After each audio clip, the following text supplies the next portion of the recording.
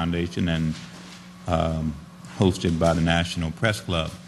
I want to commend the Louisville and the Seattle school districts for their attempts to maintain some semblance of voluntary integration at this point in their histories. Let me just say to you that Roger referred to a fact sheet.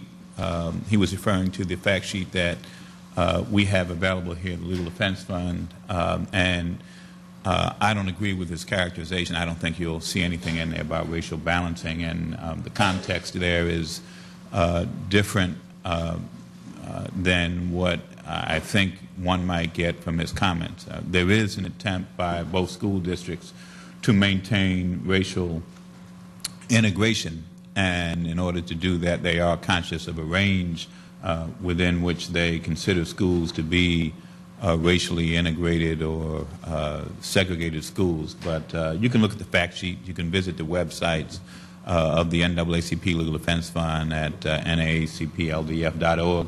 Look at all the briefs. This isn't about a fight among social scientists, although there are many briefs filed overwhelmingly in support of the two school districts. But let me get right to the heart of what I believe this is all about.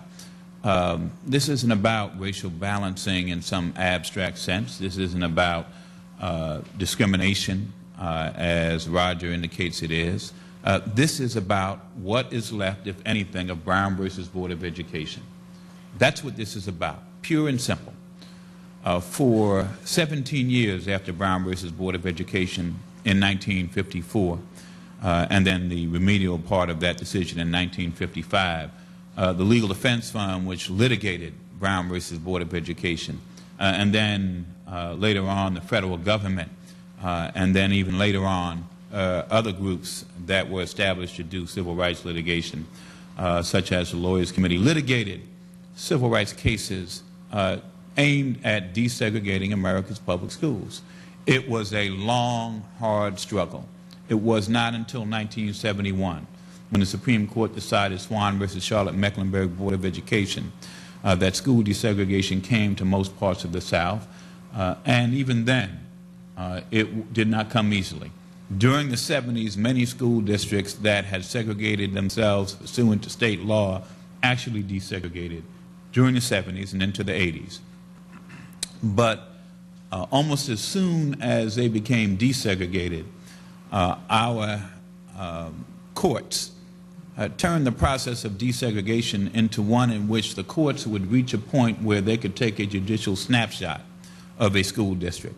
And if that school district at that moment was a desegregated school district, it would be granted judicial absolution and freed from jurisdiction, as indeed school districts should be at some point. Then those school districts would return to self-control. Now, some school districts went back to neighborhood schools, and when they did, because of residential patterns segregated not serendipitously, but as a consequence of decades of social engineering on the state, local, and federal levels, and in part because of the very actions of those school districts. When they segregated schools, they segregated housing. When you segregate housing, you segregate schools. Those schools returned to a segregated status. In other words, the busing plans didn't eliminate the vestiges, all the vestiges of prior segregation. It neutralized them. And once those school districts removed those plans, they resegregated. Ironically now, some school districts which want to maintain voluntary integration efforts in a post-unitary status world, they are now being subjected to an argument that's very different than the argument that was posited by our adversaries when the issue was whether school districts could fight segregation or desegregation efforts. Then local control was used against desegregation efforts. Now school districts that want to maintain voluntary desegregation efforts or integration efforts are being told that local control doesn't have the same kind of force. Now let me be clear about what the bottom line is, what the core of this is. Our adversaries, Roger among them, with all due respect, They make an argument that, if followed to its logical end, would make it illegal and unconstitutional in this country to do anything voluntarily and consciously about racial inequality. They say that assigning kids to school, in part based upon the goal of maintaining voluntary integration, is itself racial discrimination.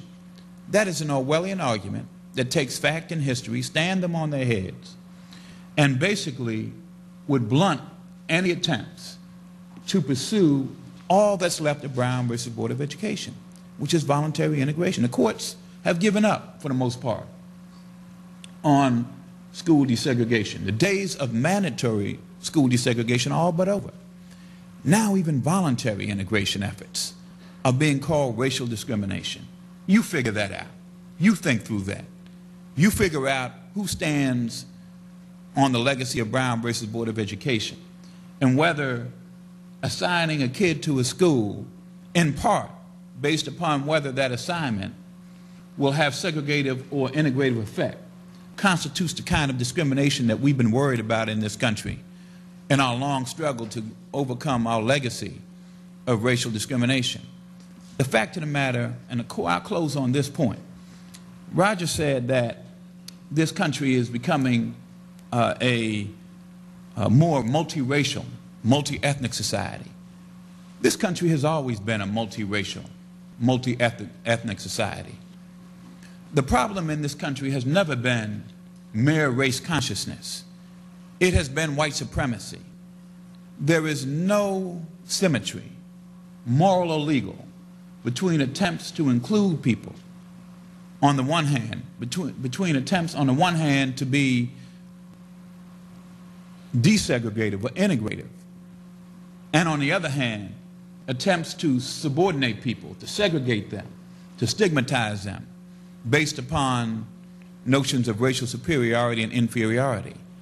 So the whole argument that our adversaries are positing in this case is part of a larger argument that was posited in Michigan and is being posited elsewhere, which is an attempt to draw some kind of symmetry between efforts to continue the progress that we've made so painfully to overcome our legacy of racial discrimination and white supremacy in this country, on the one hand, and the kind of discrimination based upon notions of inferiority and superiority, on the other hand, that we've been working to eliminate. This is about Brown, all that's left of Brown. The Legal Defense Fund litigated Brown. We know Brown. We stand on that legacy. And if the court rules the way Roger wants it to rule in this case, or these cases, it will be a reversal of historic proportions. Thank you, Ted. Richard? Thank you. I think the good news